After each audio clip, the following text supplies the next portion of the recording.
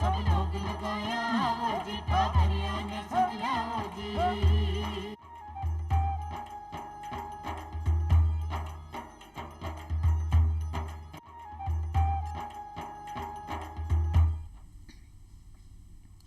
चौपाल देखो वाला सगला ग्रामीण भाई बहन राम राम सा और खमा गणी सा भाई बहना जी अपनी चौपाल रे में आप रोजीना नवा नवा विषय ले रहता है करा और साउटी जानकारियां हासिल करा उन्हीं प्रकार आज भी अपनी चौपाल रे में आप एक न्यारो निर्वाणो एक नवदु विषय ले रहता है करस्या और खास हम तो चर्चा में करस्या भाई बहना आप आज को विषय है बालका का अधिकारों पर। और आप सगला जानो कि धरती के ऊपर जितना भी जीव है, चाहे वह बुजुर्ग है, चाहे वह लुगाई है, चाहे वह मोट्यार है, चाहे वह बडेरा है, चाहे वह जंगली जीव जिनावर है, चाहे अपना पालतू पशु है, अपना टाबर है, जिको भी जीवधारी है बिको अधिकार ये धरती के ऊपर जीवा को है। और जीवा के साथ साथ बिका आपके जीवन की उन्नति के लिए भी कई अधिकार है जिका को अगर हनन वे तो निश्चित रूप से सरकार भी के खिलाफ कदम उठावे और भी का अधिकारों को संरक्षण करे। ई उद्देश्य ने ले आपने भारत के मायने भी अपने राजस्थान रे मायने भी बाल अधिकार संरक्षण आयोग बनेड़ो है और जिका वर्तमान में चेयरमैन है श्रीमती संगीता बेनीवाल जी, जिका आज आपने चौपाल स्टूडियो में पधार्या है। तो संगीता जी आप चौपाल स्टूडियो में घणो घणो स्वागत है सर जी, धन्यवाद बहुत बहुत जी। संगीता जी आज आप बाल अधिकारों का संरक्षण पर हत्या कर तो सबसे पहले तो आप बताओ कुछ को बाल अधिकार संरक्षण आयोग है इसको गठन कई उद्देश्य ने लेकर करियो गयो। देखिए गजेंद्र जी, बाल अधिकार संरक्षण आयोग का गठन जो है वो बालकों के अधिकारों के हितों की रक्षा प्रोत्साहित करना, साथ ही साथ बाल अपराधों को रोकने को सुनिश्चित करने को लेकर किया गया तथा बालकों के लिए जो नीतियां बनी हुई हैं, जो कानून बने हुए हैं, जो अनुसंधान बने हुए हैं, जो नियम बने हुए हैं, उन सबको लागू करवाने को लेकर बाल अधिकार संरक्षण आयोग का गठन हुआ। जी, आप देखा जी कुछ पूरा भारत का नागरिकों का मूल अधिकार है, कुछ वन्य जीवों का भी अधिकार है। तो आप मोटा तौर पर अगर आप बात करा तो बालकों का कौन कौन सा अधिकार है जिनका को संरक्षण होना लाजमी है और बाल का संरक्षण के लिए आप काम करो। बिल्कुल गजेंद्र जी, देखिए जिस तरह से मानव जीवन में सबको अधिकार मिले हुए हैं उसी तरह बालकों के भी अधिकार हैं, चाहे वो शिक्षा का अधिकार की हम बात करें, चाहे वो जीवन की अधिकार की बात करें, चाहे हम ये अधिकार भी बच्चों को प्राप्त है कि यदि उनका बाल विवाह हो रहा हो, चाहे वो माता पिता ही क्यों ना हो, तो उस विवाह को रोकने का अधिकार बालकों के पास में है। बालकों को पूरी तरह से अपने जीवन जीने का अधिकार बालकों को प्राप्त है। शिक्षा का अधिकार हो, चाहे बाल विवाह को रोकने का अधिकार हो, या जिस जो भी आम आदमी को अधिकार प्राप्त है वो सब अधिकार बालकों को प्राप्त हो रखे। ये संगीता जी आप देखा तो सौ जो मोटो अधिकार है वो शिक्षा रो अधिकार है। जब शिक्षा रो अधिकार मिल जाए सिर्फ भी अधिकार के तहत वो शिक्षा प्राप्त कर सी तो निश्चित रूप से बिना सारा अधिकार वो आपको आपका स्तर पर हासिल कर सके, वो मोटो अधिकारी बन सके, मोटो वो एक राजनीति में भी जा सके है, बड़ो अधिकार सब कुछ बन सके। यानी कि अगर शिक्षा को अधिकार है तो अगर मान लो कोई टाबर के शिक्षा का अधिकार को हनन वे रही है, बिना शिक्षा नहीं मिल रही है, जब उसको अपना आयोग है वो कहीं करे। बिल्कुल, बाल अधिकार संरक्षण आयोग बच्चों की शिक्षा सुनिश्चित करने हेतु अपना कार्य करता है और जयपुर में कार्यालय ज़रूर है, परंतु बाल अधिकार संरक्षण आयोग बच्चों तक पहुंचकर, गांवों तक पहुंचकर, ढाणियों तक पहुंचकर, पंचायत तक पहुंचकर, ब्लॉक तक पहुंचकर बच्चों को उनके अधिकारों हेतु प्रेरित करता है, वह जागरूक करता है। और यदि ऐसा महसूस होता है कि किसी बच्चे के शिक्षा को लेकर अधिकार नहीं मिल पा रहा, हनन हो रहा है, तो उसको लेकर बाल आयोग तुरंत प्रभाव से आवश्यक कार्रवाई करता है। और साथ ही साथ इसमें मैं ये भी बता दूं कि जिस तरह से सरकार के द्वारा बच्चों को अधिकार मिला हुआ है, आरटी के तहत बच्चों को अधिकार प्राप्त है निःशुल्क शिक्षा का,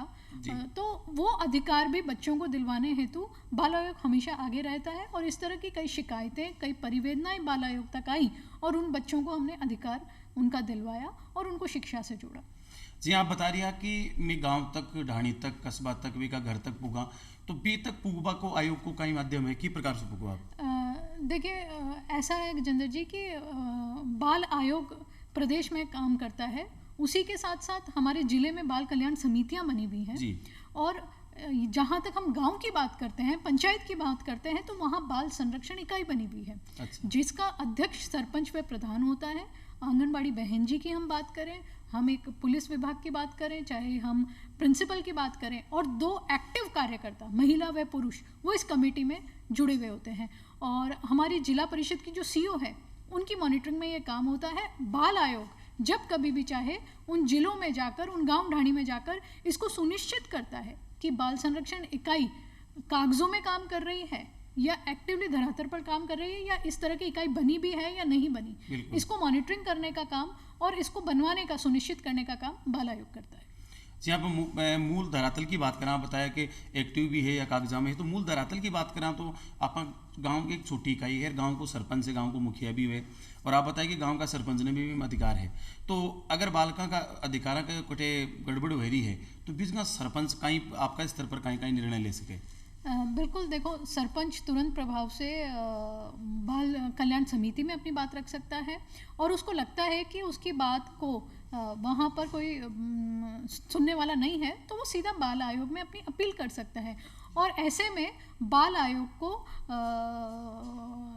अधिकार जो प्राप्त हैं, चाहे हम कहेंगे कि सीमित जुडिशरी जो पावर उनको मिली हुई है उसके अंतर्गत अगर बच्चों के अधिकारों को हनन हो, चाहे वो किसी भी विभाग में हो, चाहे वो हम शिक्षा की बात करें, चाहे बच्चों के हम दुष्कर्म की बात हम सुनते हैं, चाहे हम बाल श्रम की बात सुनते हैं, या जिस तरह की भी बच्चों के अधिकारों को हनन की हम जब बात सुनते हैं, उनको लेकर संबंधित व्यक्ति को अपने कार्यालय में समन करने का कार्य बाल आयोग करता है, दस्तावेज का काम बाल आयोग करता है, और जो भी बच्चों से संबंधित विभाग हैं उन सबको तुरंत प्रभाव से तथ्यात्मक रिपोर्ट तक बाल आयोग मंगवा सकता है। तो सरपंच अपनी बात बाल आयोग तक पहुंचा सकता है यदि उसे लगता है कि बच्चों के अधिकारों को हनन हो रहा है और वो कुछ नहीं कर पा रहा।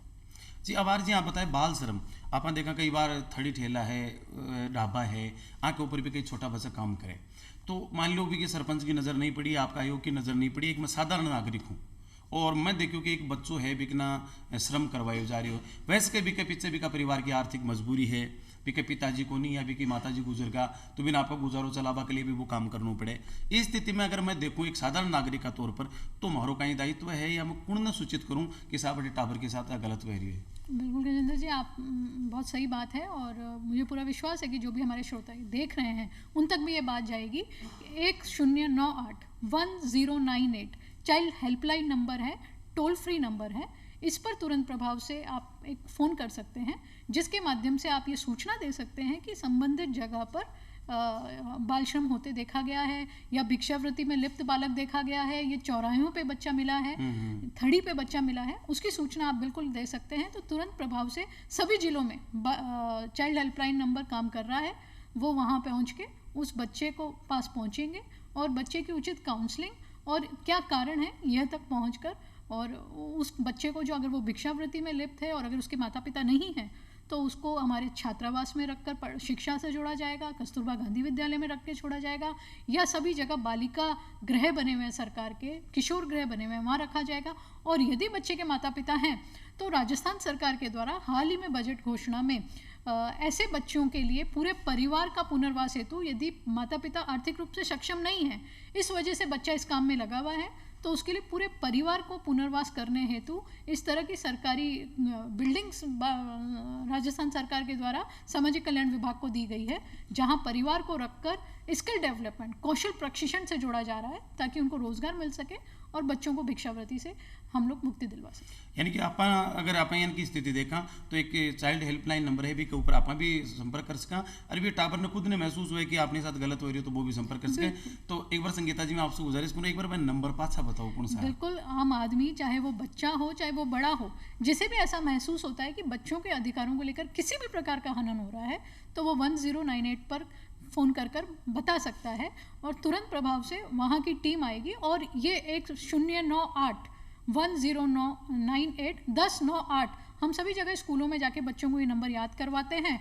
और सभी पुलिस थानों में भी हमने ये नंबर लिखवा दिया है, और ये भी सुनिश्चित किया है कि सभी स्कूलों में, सभी रेलवे स्टेशन, बस स्टैंड, सभी जगह ये नंबर लिखा जाए ताकि कोई भी व्यक्ति इस पर फ़ोन कर बच्चों के अधिकारों की रक्षा कर सके। वह नंबर है, अगर आपने महसूस हुआ है कि टावर के साथ गलत हो रही है और टावर आवाज़ नहीं उठा सका तो आप भी की शिकायत कर सका, और वह नंबर है 1098, जैसी भाषा में बोला तो 1098 1098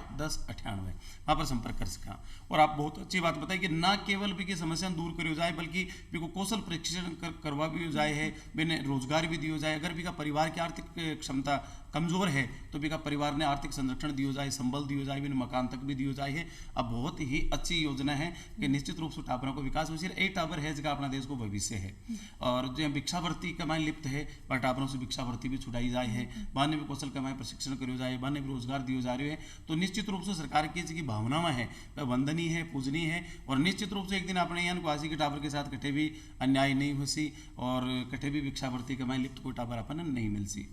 एक संगीता जी अपन देखा घर परिवार के मायने पति पत्नी के बीच में झगड़ो रहे, कोई भी कारण है, पति शराब पीवे नहीं कमावे व पत्नी बेचारी कमा रही है और आपस में बात की घरेलू हिंसा है बी को टाबरा पर नकारात्मक असर पड़े। तो कोई आपका आयोग को भी कोई है कि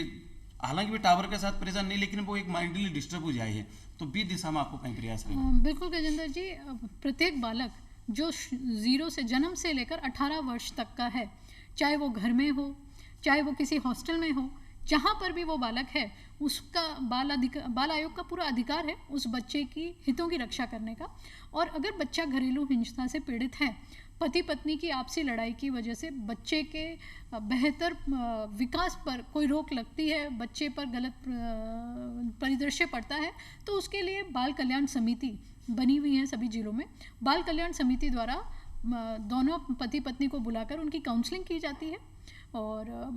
पुनः ये चीज़ बच्चे के आगे ना हो उसके लिए पाबंद किया जाता है। परंतु फिर भी ऐसा महसूस किया जाता है कि घर में ऐसा माहौल चल रहा है तो तुरंत प्रभाव से बाल कल्याण समिति के पास ये अधिकार है कि उस बच्चे को अपने कस्टडी में लेते हुए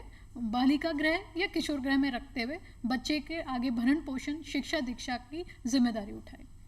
जी हाँ, अपना मूल अधिकार है भी, अपना कुछ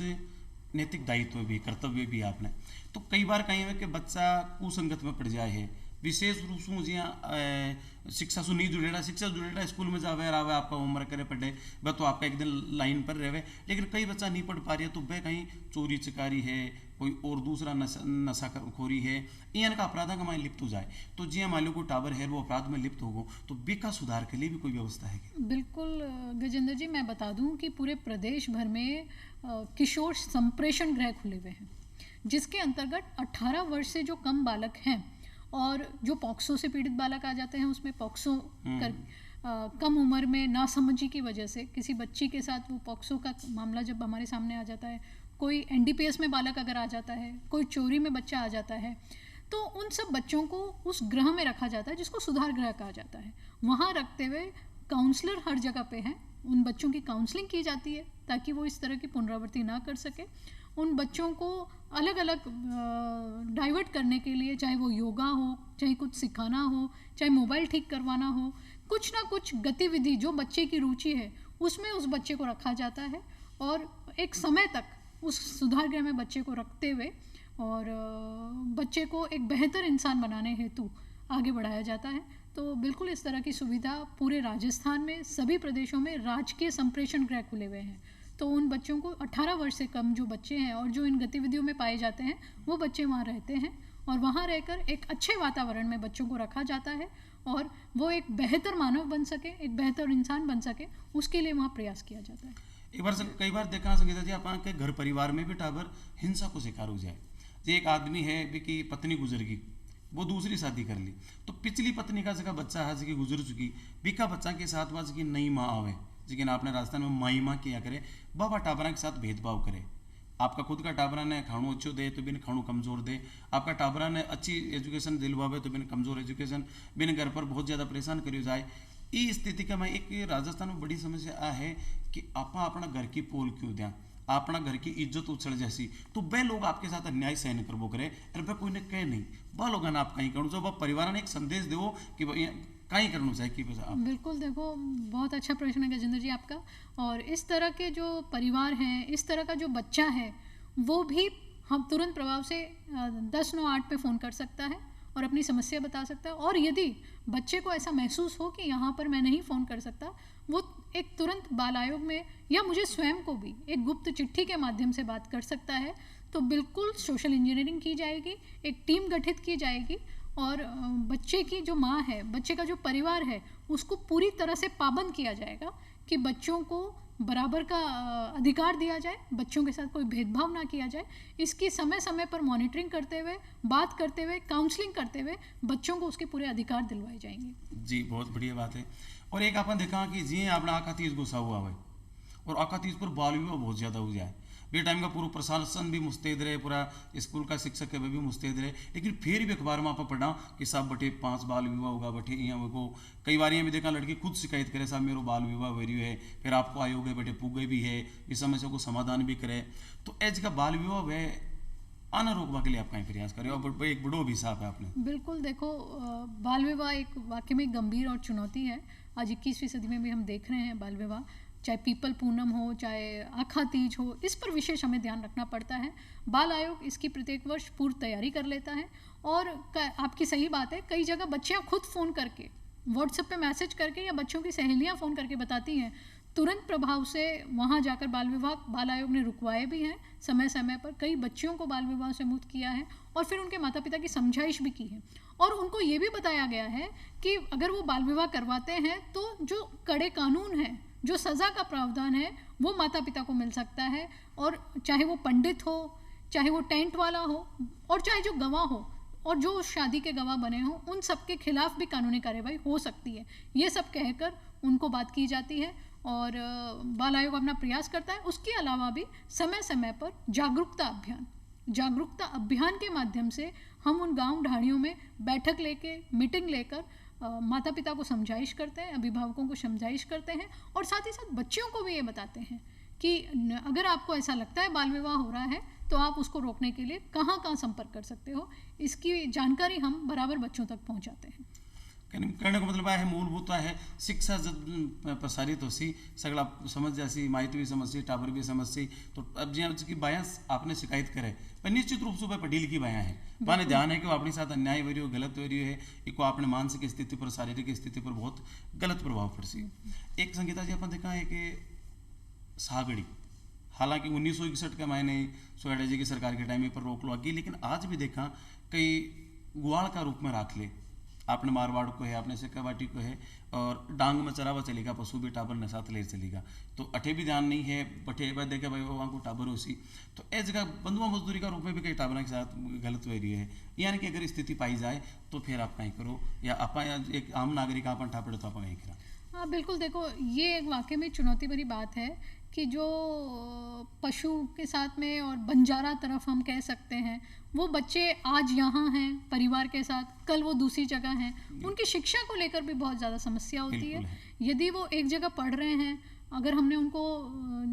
जागरूक करके, चेता कर पढ़ाई के से जोड़ दिया, लेकिन आज यहाँ है और फिर परिवार दूसरी जगह चला जाता है, तो वो शिक्षा से भी बच्चे जो हैं महरूम रह जाते हैं। तो ये एक बहुत बड़ी चुनौती है, बहुत बड़ा समस्या है, जिसके लिए बाल आयोग पूरी तरह से अध्ययन कर रहा है और कई स्वयंसेवी संस्थाओं से भी हमने बात की है, कई विशेषज्ञों से भी हमने बात की है और बिल्कुल इस पर हमारा कार्य चल रहा है कि उन बच्चों को हम कैसे शिक्षा से जोड़ सकें, उनको उनके अधिकार किस तरह से हम दिला सकें, उसके लिए बाल आयोग युद्ध स्तर पर कार्य कर रहा है और बिल्कुल हमारा भी उनकी तरफ पूरा ध्यान है और मुझे पूरा विश्वास है कि बहुत जल्द बाल आयोग उनके लिए भी कोई ना कोई योजना ज़रूर बनाएगा और राजस्थान सरकार के आदरणीय मुख्यमंत्री जी के सहयोग से उसके लिए भी कोई ना कोई आदेश ज़रूर निकलवा पाएगा।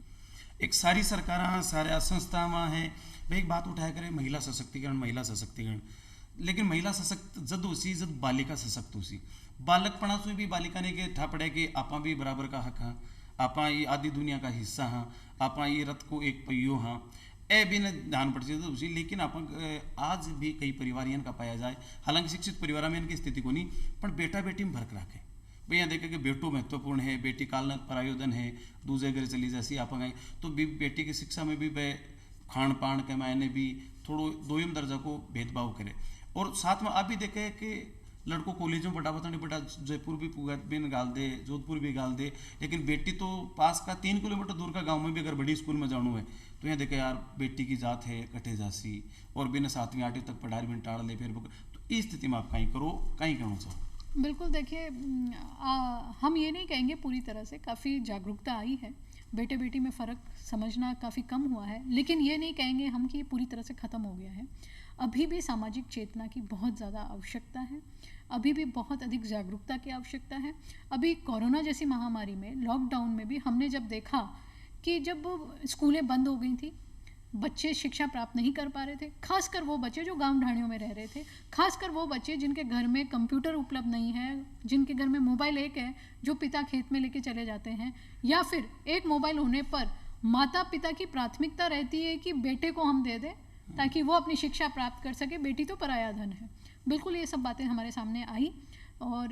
समय समय पे बाल आयोग स्वयंसेवी संस्थाओं के साथ में मीटिंग रखकर, जो प्रत्येक जिलों में काम कर रही हैं, प्रत्येक ढाणी में काम कर रही है, उन स्वयंसेवी संस्थाओं के सहयोग से और अधिक माता पिता को समझाइश जागरूक करने का प्रयास बाल आयोग कर रहा है, ताकि बेटे बेटी का जो भेद है वो कम हो सके। और माताओं को समझाया जा रहा है कि आज आपकी बेटी पराया धन ना समझते हुए बच्ची को शिक्षा प्राप्त करवाएं ताकि वो अपने पैरों पे खड़ी हो सके और अपना महिला सशक्तिकरण की जो हम बात कहते हैं उस पर पूरी तरह से खरे उतर सके। उसके लिए बाल आयोग समय समय पर प्रयास करते हुए समझाइश कार्यक्रम ला रहा है, जागरूकता ला रहा है और स्वयंसेवी संस्थाओं को भी बार बार मीटिंग लेकर बात कर कर इस कार्यक्रम को करने के लिए पूरा प्रयासरत है। जी, एक आपने देखा कि जो लड़का है लड़की है, कई बार ये पढ़ा अखबार में तो ये शर्म सी आवे कि आप कौन सी दुनिया में जी रही हैं। माँ के साथ यौन उत्पीड़न की खबरें पढ़ा,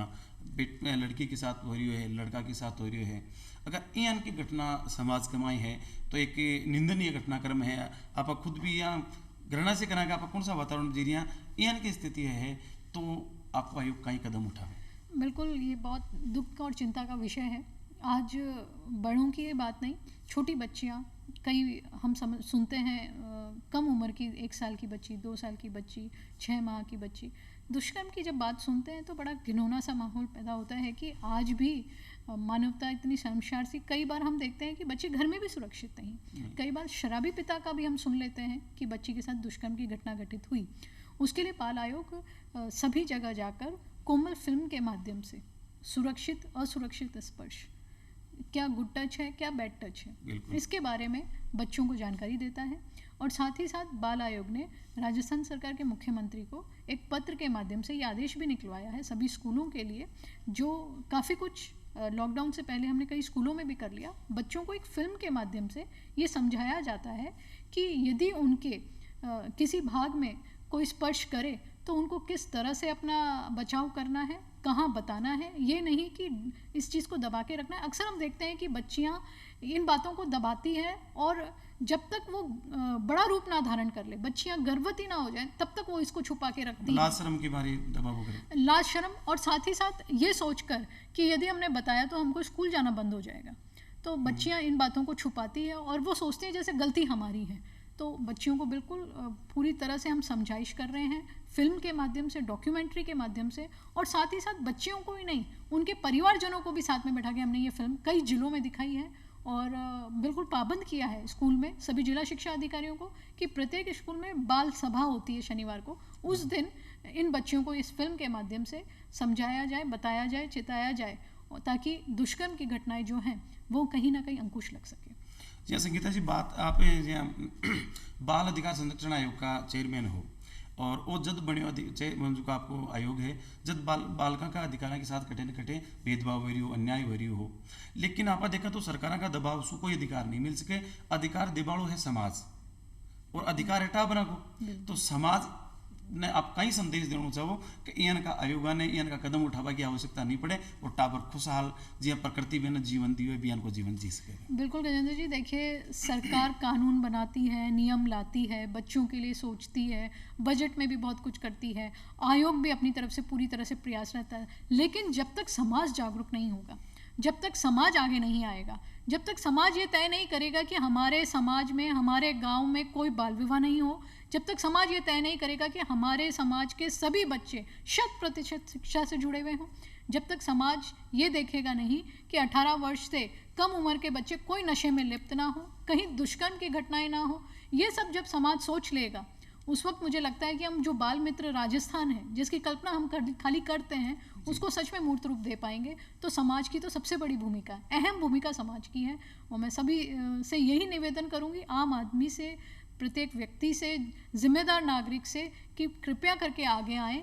और बच्चों को एक स्वस्थ व सुरक्षित बचपन दें। और प्रत्येक बच्चे जिसका अधिकारों का हनन हो ये समझें कि हमारा बच्चा है, अपना 2 या 5 मिनट का समय निकालकर बच्चों के अधिकारों के हनन को बिल्कुल बचाएं। अपने गांव को एक बाल मित्र गांव बनाएं, बाल मित्र राजस्थान करें, तभी कहीं जाके सरकार के द्वारा किए गए कानून, नियम, आयोग, आप सब अपना कार्य करने में बिल्कुल जो हम अपनी प्रयास कर रहे हैं उसमें हम अपनी तह तक पहुंच पाएंगे। तो आज संगीता जी की आपने जानकारी दी खासा महत्व है और निश्चित रूप से आज टाबरा ने भी एक नया अधिकारों को पतो चाल्यो है, एक समाज में भी एक चेतना की बात उठी है कि टाबरा के साथ आपने की प्रकार को बर्ताव रखना है, की प्रकार वहाँ का अधिकारों को संरक्षण करना है और भाई बहना समय की भी मर्यादाएं हैं। और संगीता जी आपने चौपाल स्टूडियो में पधारे और खासा महत्व जानकारियाँ दी, ये वास्ते आपने घना घना रंग घणो घणो धन्यवाद। और भाई बहना आप समय की मर्यादाओं ने ध्यान रखता हूँ। फिर मिलसे एक नया विषय के साथ, जब तणी जमा आपसे इजाजत। राम राम सा। राम राम सा।